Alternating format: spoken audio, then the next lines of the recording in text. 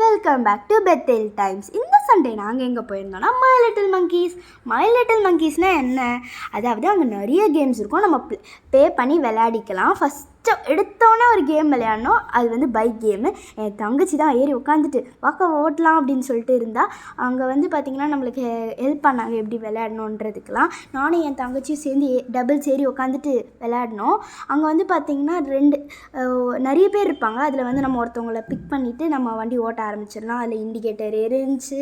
ரொம்ப ஜாலியாக இருந்துச்சு. இதுதான் ஃபர்ஸ்ட் டைமாக, அதனால் ரொம்ப ஜாலியாக இருந்துச்சு. அங்கே வந்து பார்த்திங்கன்னா அங்கே ஒரு கார்டு கொடுத்துருவாங்க. அதை வந்து நம்ம பே பண்ணிவிட்டு ரீசார்ஜ் அதில் மணி ஏற்றிட்டு அது அங்கே வந்து ஸ்வைப் பண்ணோன்னா நம்ம விளையாடலாம். எனக்கு ரொம்ப பிடிச்சிருந்துச்சி. நீங்கள் வந்து இந்த இடத்த விசிட் பண்ணணும்னு நான் சொல்கிறேன். ஏன்னா அது ரொம்ப ஜாலியாக இருந்துச்சு. அடுத்த கேம் என்னென்னா ஃப்ராக் ஜம்ப்னு ஒரு கேம் விளையாடணும். ஃப்ராக் வந்து தலையெல்லாம் காட்டுமா, நம்ம டப்புன்னு சுற்றி வச்சு அடிக்கணும். அது வந்து பார்த்திங்கன்னா ஃபஸ்ட்டு ஸ்லோவாக போச்சு. அப்புறம் ரொம்ப ரெண்டுலாம் வந்து ஆரம்பிச்சிச்சு.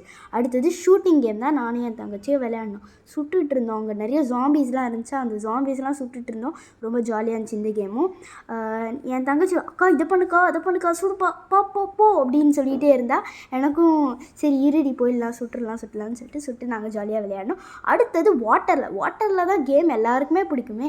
வாட்டரில் வந்து பார்த்திங்கன்னா அங்கே கெமிக்கலு அப்படின்னு சொல்லிட்டு டவுன் அந்த மாதிரி நிறைய ஏரியாஸ் இருக்கும். அதில் ஒரு ஏரியாவை நம்ம சூஸ் பண்ணிவிட்டு அங்கே ஒரு பட்டன் இருக்கும். அதை ப்ரெஸ் பண்ணோன்னு எங்களை தண்ணி வந்துக்கிட்டே இருக்கும். அதை வச்சு அடிச்சிடலாம். அந்த ஜாம்பிஸ்லாம் அடித்து நம்மளுக்கு அங்கே நைஃப்லாம் வரும். ரொம்ப ஜாலியாக இருந்துச்சு. அடுத்தது இந்த கேமு 4 பேர் விளையாடணும் ஃபேமிலியாக. எங்கள் அம்மாவும் சைடில் விளையாடினாங்க, அப்பாவும் சைடில் விளையாடினாங்க.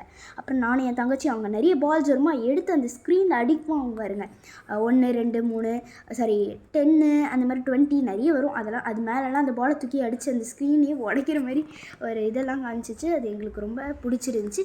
நீங்கள் இந்த இடத்த வந்து பாருங்கள். தேங்க்யூ ஃபார் வாட்சிங். டாடா.